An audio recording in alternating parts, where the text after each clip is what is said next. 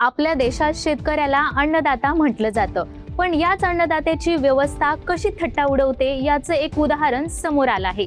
धाराशिव जिल्ह्यातील दिव्यांग शेतकरी बबन कांबळे आणि त्यांची दृष्टीहीन पत्नी राधा कांबळे एखाद्याकडून 700 रुपये उसने मागून त्यांनी मोठ्या आशेने पीक विमा भरला, पण जेव्हा नुकसान भरपाई मिळाली तेव्हा त्यांच्या खात्यात फक्त 211 रुपये जमा झाले। पीक विमा कंपन्यांचा हा क्रूर आणि लाजिरवाणा कारभार नेमका काय आहे पाहूया आजच्या व्हिडिओच्या माध्यमातून। नमस्कार, मी काजल आणि तुम्ही पाहताय राष्ट्रभूमी। ही घटना आहे धाराशिव जिल्ह्यातील वाशी तालुक्यामधल्या वडजी गावची। बबन कांबळे स्वतः दिव्यांग आहेत आणि त्यांच्या पत्नीला दिसत नाही। अशा परिस्थितीत हे दाम्पत्य आपल्या 1.5 एकर शेतीवर कष्टाने पोट भरतं। गेल्या हंगामात अतिवृष्टीमुळे त्यांची सोयाबीनची पूर्ण पिके डोळ्यादेखत उद्ध्वस्त झाली। काहीतरी मदत मिळेल या आशेने खिशात दमडी नसताना त्यांनी एका ओळखीच्या माणसाकडून 700 रुपये उसने घेतले आणि पीक विमाचा हप्ता भरला। त्यांना वाटलं होतं की विमा कंपनी संकट समयी धावून येईल, पण कंपनीने त्यांच्या गरिबीची आणि अपंगत्वाची अशी काही थट्टा केली जे ऐकून कोणाच्याही डोळ्यात पाणी येईल। काही दिवसांपूर्वी जेव्हा नुकसान भरपाईचे पैसे त्यांच्या बँक खात्यात जमा झाले तेव्हा त्यांना समजले की विमा कंपनीने त्यांना फक्त 211 रुपये दिले आहेत। विचार करा, 700 रुपये उसने घेऊन विमा भरायचा आणि पदरात फक्त 211 रुपये पडायचे। पाहायचं झालं तर यापेक्षाही धक्कादायक आणि संतापजनक बाब म्हणजे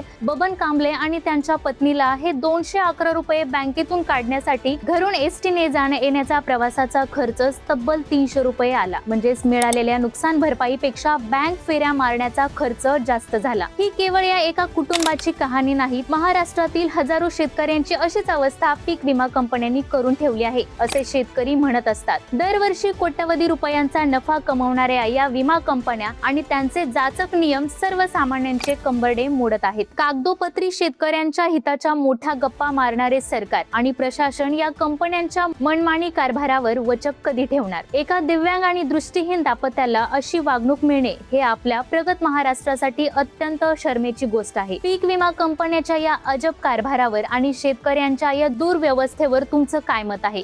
किंवा अशी शेतकऱ्यांची थट्टा करणाऱ्या कंपन्यांवर कडक कारवाई व्हायला हवी का? कमेंट करून नक्की सांगा। व्हिडिओला लाईक करा, शेअर करा आणि अशाच नवनवीन माहितीसाठी आपल्या चॅनलला सबस्क्राईब करायला विसरू नका।